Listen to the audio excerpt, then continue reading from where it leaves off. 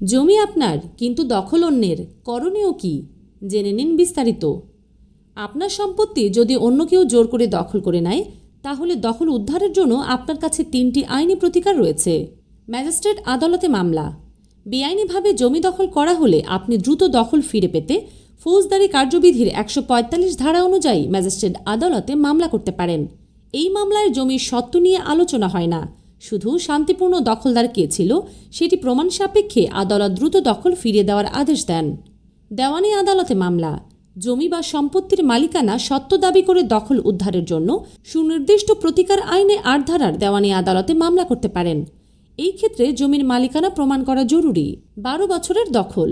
যদি আপনার জমি বেআইনিভাবে দখলের পর ১২ বছর পার হয়ে যায়, তাহলে তামাদি আইনের ২৮ ধারার কারণে আপনার স্বত্ব বিলুপ্ত হতে পারে এবং দখল উদ্ধারের জন্য কোনো মামলা করার অধিকার আপনার থাকবে না।